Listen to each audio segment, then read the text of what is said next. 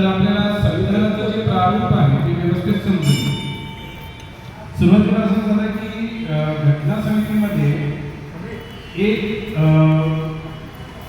घटना म्हणजे एक रावाची घटना दिली गेली होती, पण त्या काळची जी संविधान सभा होती, संविधान घटना समिती होती, ज्याचे अध्यक्ष डॉक्टर बाबासाहेब आंबेडकर होते, त्या घटना समितीने सांगितलं की ते नव्याने घटनेचा मसुदा लिहा, म्हणून ती जी जुनी घटना जो मसुदा त्यांना देण्यात आला होता त्यांनी तो न स्वीकारता नव्याने तो घटना समितीमध्ये मसुदा लिहिण्यात आला घटना समितीवर. आणि आपल्याला माहिती की जेव्हा घटना सुपूर्द केली संविधान सभेला, तर त्यावेळेस असं समजण्यात आलं की जी काही मेंबर्स होती किंवा जी लोक होती जी घटना समितीमध्ये होती, काही कारणामुळे त्या लोकांना त्याच्यामध्ये प्रत्यक्ष सहभाग घेता येणार, त्यामुळे त्या घटनेची पूर्णपणे जबाबदारी डॉक्टर बाबासाहेब आंबेडकर यांच्यावर आली आणि त्यांनी ती घटना संपूर्णपणे कंप्लीट करून लिहून ती सुपूर्द केली. म्हणजे पूर्ण जो श्रेय आहे ते बाबासाहेब आंबेडकरांना जातं.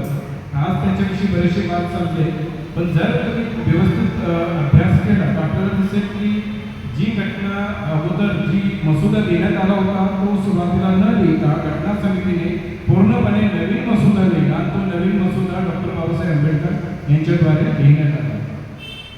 आता बाबासाहेबांची भाषणं वाचत असताना एक समजून आलं की आपल्याकडे बरेचसे विचार प्रचलित आहेत की भारतीय घटनेमध्ये जे स्वातंत्र्य, समता, बंधुता आणि न्याय ही जी तत्व आपल्याला मिळतात, आपण असं म्हणतो की फ्रेंच राज्यघटनेवरून ती भारतीय राज्यघटनेमध्ये घेण्यात आली आहे.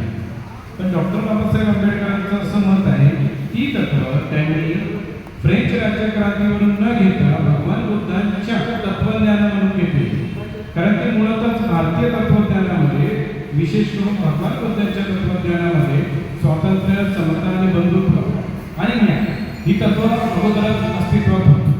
घटनेच्या अगोदर बाबासाहेबांचे जे स्पीचेस मी वाचले, जे काही भाषणं वाचली की जी घटनेच्या अगोदर झाली होती, तर त्यामध्ये ते सांगतात की विधिमंडळ जे भारताचं विधिमंडळ काम करते त्याची जी कार्यप्रणाली आहे, काही म्हणायचे ब्रिटिश कार्यप्रणाली म्हणून केली, पण बाबासाहेबांनी त्याच्यामध्ये परत असं सांगितलं की भगवान बुद्धांचं जे विनय पिटक आहे, विनय पिटकामध्ये संघाची जी कार्यप्रणाली होती तिच्यामध्ये मतदानाचा अधिकार असायचा आणि बऱ्याचशा मतदानाच्या अधिकारातून ती कार्यप्रणाली चालायची. तशीच आपली जी कार्यप्रणाली ती भगवान बुद्धांचं जे वचन त्या विनय पिटकामध्ये संकलित करण्यात आलेले आहे, ज्याला भिक्षू संघाचं संविधान सुद्धा म्हणतं, त्याच्यावर आधारित.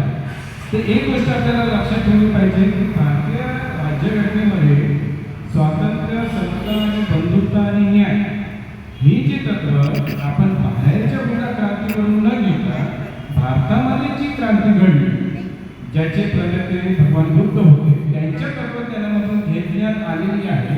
हे स्वतः भारतीय घटनेचे शिल्पकार डॉक्टर बाबासाहेब आंबेडकर त्यांच्या भाषणामध्ये मांडतात. मग जेव्हा ते जो घटना काळच आहे तोच त्यांच्या भाषणामध्ये त्याचे खुलासा करत असेल, तर आपल्याला त्याच्याविषयी वेगवेगळे तर्क लावण्याची आवश्यकता भासायला नको.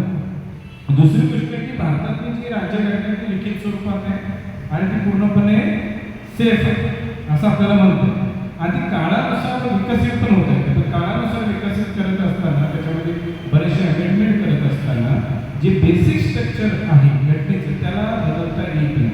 म्हणजे आणि तो सर्वोच्च अधिकार, जसं संसदेमध्ये जर काही अमेंडमेंट केले, काही कलमामध्ये अमेंडमेंट केले, तर भारतीय राज्यघटनेनुसार संसदेला 368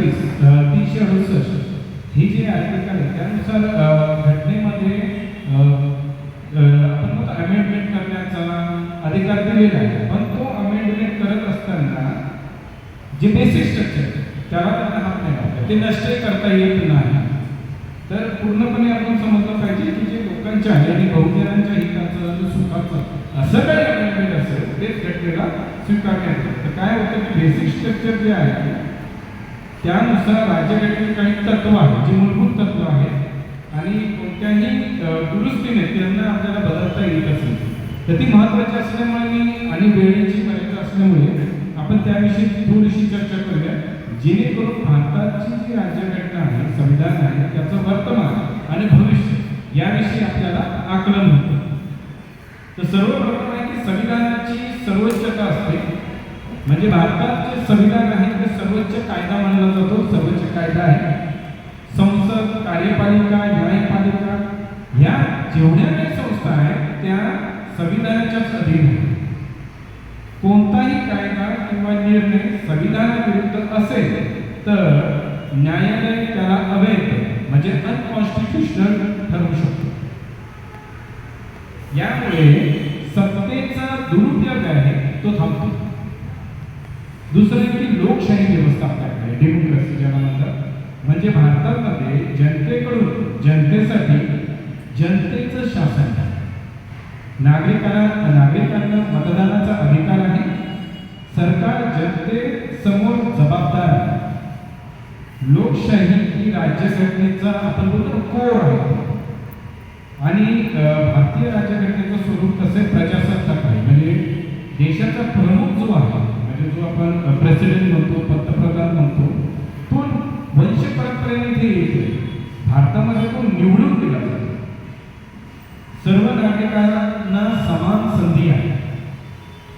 यामुळे भारतीय राज्यघटनेनुसार समानता आणि लोकशाही याला बळकटी मिळते.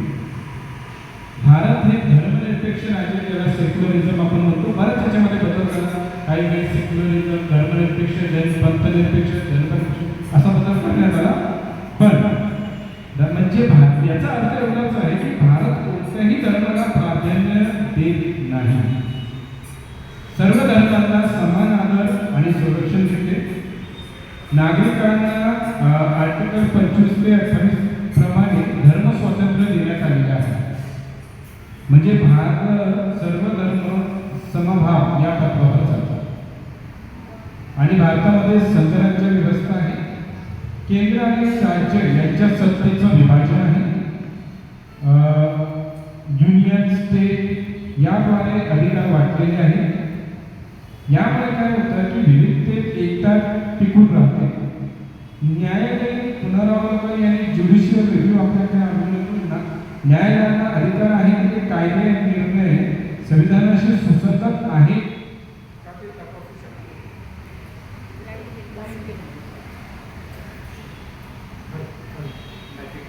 आवाज येतोय माझा? म्हणजे आवाज माझा व्यवस्थित. न्यायालयीन पुनरावलोकन करण्यात येतं. म्हणजे न्यायालयाला अधिकार आहे की कायदे आणि निर्णय हे संविधानाशी सुसंगत आहेत का ते तपासू शकतो.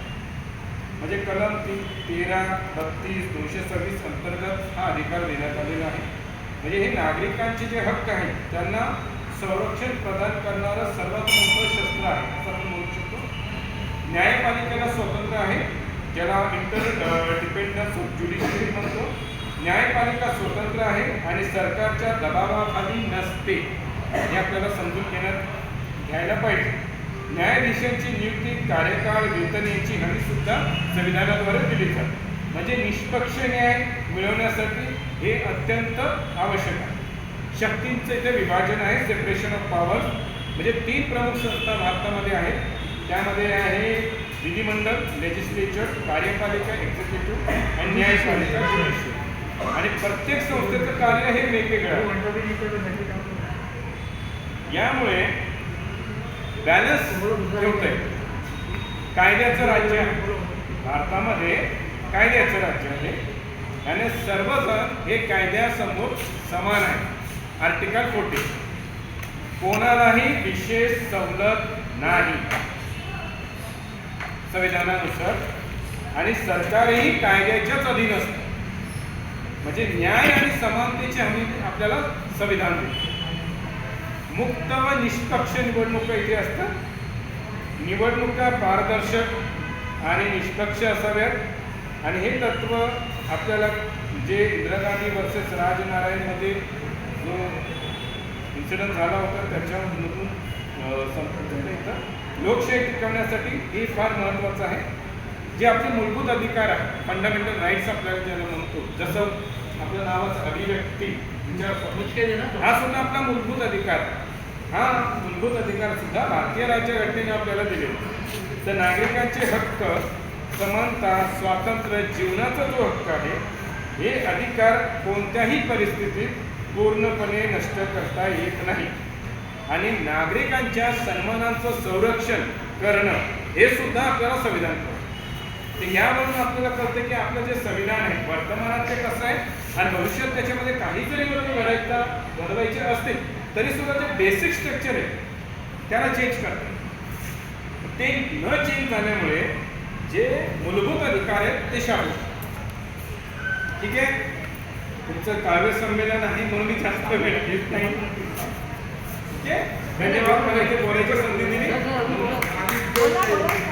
नाही काय हरकत नाही. काय प्रश्न उत्तर असतील तर आपण ते घेऊ शकतो का? खूप विचारायचं त्यांना विचारायचं आहे सर, मॅडमला विचारायचं आहे.